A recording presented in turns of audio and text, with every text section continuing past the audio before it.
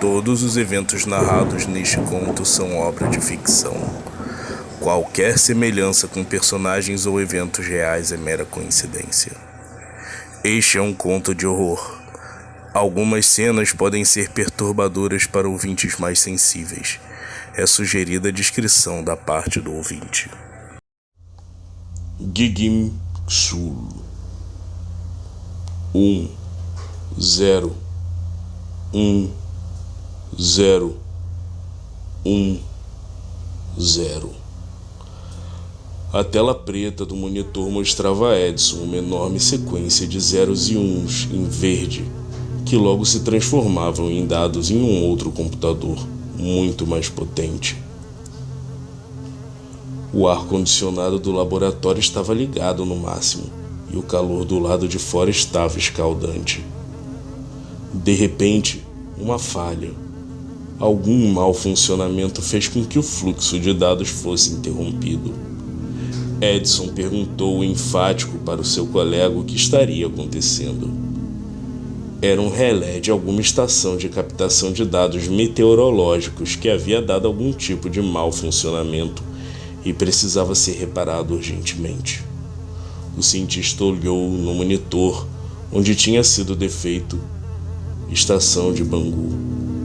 Pegou seu carro e uma placa novinha em folha e foi realizar a troca. Esse tipo de mau funcionamento estava ficando cada vez mais comum. A mídia sempre culpava o aquecimento global ou as mudanças climáticas, mas a verdade não era bem essa. Edson e sua equipe estudavam as mudanças que estavam ocorrendo no campo magnético da Terra, em especial a anomalia do Atlântico Sul. Seu ponto de vista para esse estudo era privilegiado, até porque ele morava em uma das zonas mais afetadas. Edson era um gênio, tanto da computação como da meteorologia. Fez sua graduação e um mestrado em engenharia no MIT e fez mais um punhado de doutorados em vários institutos depois disso. Antropologia em Harvard e, mais recentemente, História no Instituto de Israel. Ao chegar no laboratório, olhou atentamente para os monitores por alguns momentos. Quem o conhecia melhor sabia que ele percebeu que havia alguma coisa errada. Aqueles zeros e uns apareciam de forma frenética em todos os monitores. Um pressentimento sinistro invadiu Edson que, instintivamente, foi para um outro computador da sala. Ele abriu um software de medição do campo eletromagnético e percebeu que, naquele exato momento, o campo apresentava-se mais fraco do que nunca havia sido registrado. E o mais aterrorizante de tudo é que, justamente sobre o Brasil, o campo estava praticamente nulo. Edson pediu para Gessé, que fazia parte da equipe, que copiasse em um pendrive todo aquele código binário que ainda aparecia nas telas. Edson iria decifrá-lo. Quando era mais jovem, ele já havia viajado para o Egito, Iraque, Arábia Saudita, Palestina, Síria, Turquia e outros lugares onde outrora grandes civilizações haviam florescido. Conhecia bem os hieróglifos egípcios, sumérios, babilônios, assírios, hititas e fenícios.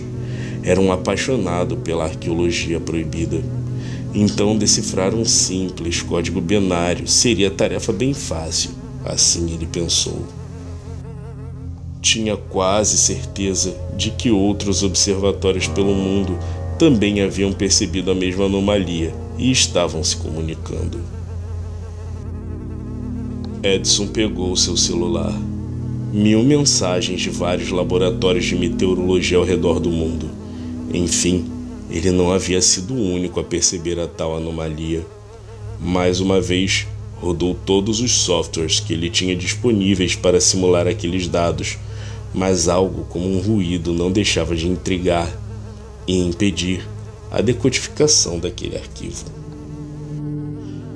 O cansaço tomou conta dele e ele acabou por dormir com o rosto em cima do teclado.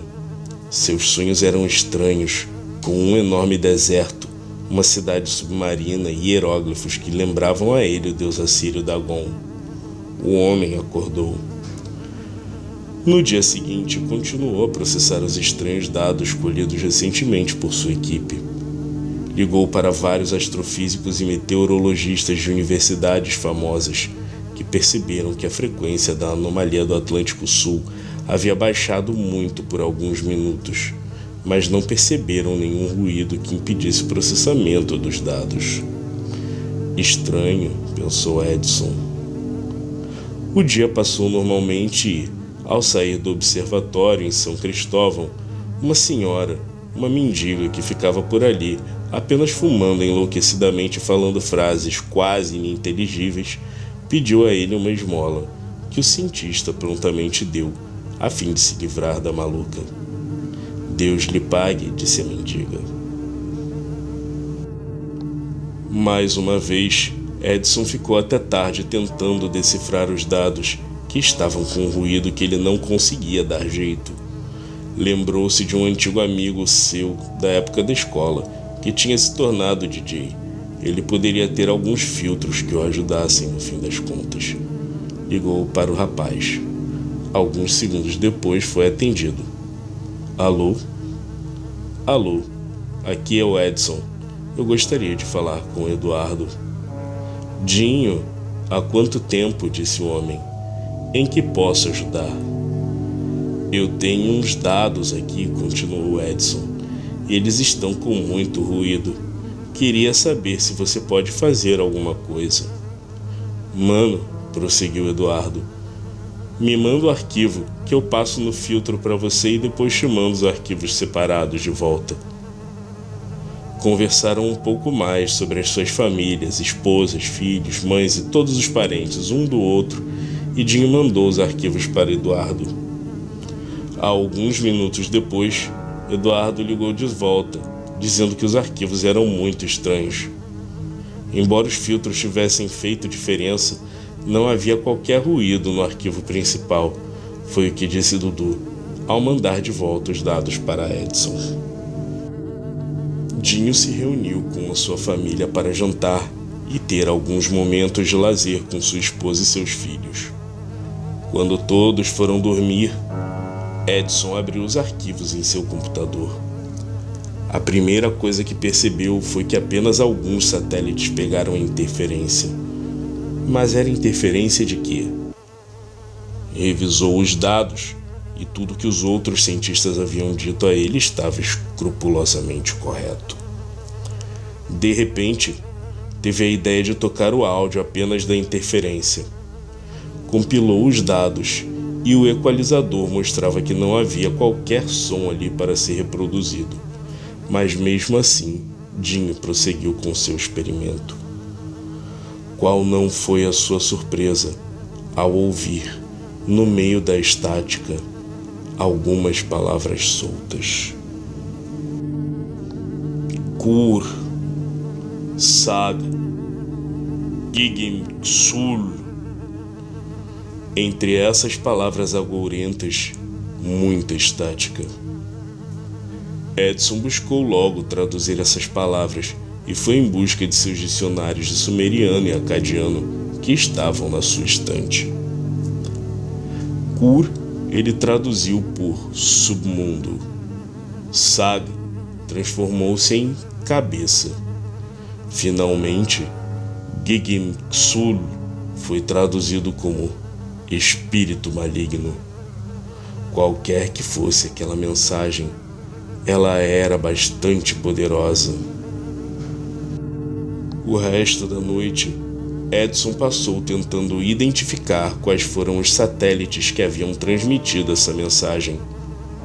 Ele usou seus dicionários para responder aquilo e terminou com a mensagem: isso realmente se trata de uma mensagem ou foi apenas interferência? Quando Edson finalmente mandou a mensagem para os satélites adequados, outra vez a anomalia ficou especialmente fraca. Ele ficou curioso com o que seria aquilo e foi logo para casa a fim de filtrar os dados e descobrir. Eu sou o teu Senhor, o Deus do submundo. Tu me deves a tua cabeça. Eu sou o espírito maligno que irá te guiar daqui para frente. Edson caiu no chão e teve uma convulsão. 1, 0, 1, 0, 1, 0. E então, gostou de nosso conto?